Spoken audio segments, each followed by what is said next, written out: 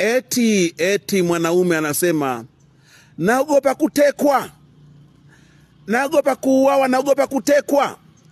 Ni kweli unaogopa kutekwa, lakini kwambie jambo moja, kule kuogopa kutekwa ni kwamba umeshatekwa, kwa sababu huna uhuru.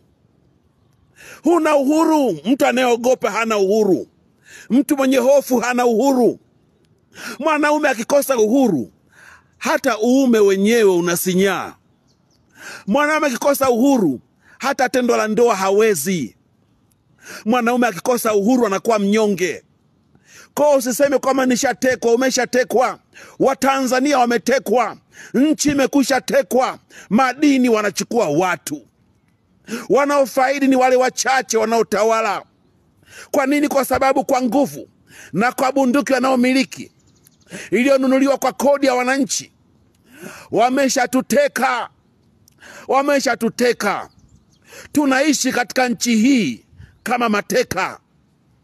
Kila mtu hajui kama atafika kesho, kwa sababu hao waliotuteka ndio wenye uhuru wa nani avute pumzi na nani asivute pumzi, nani afe na nani asife. Naweza nikafa mimi kesho, ukafa wewe kesho. Kwa nini? Kwa sababu kuna watu ambao wamekwisha tuteka, wameshaharibu. Wao wana uhuru. Wana uhuru wa kutuziba pumzi.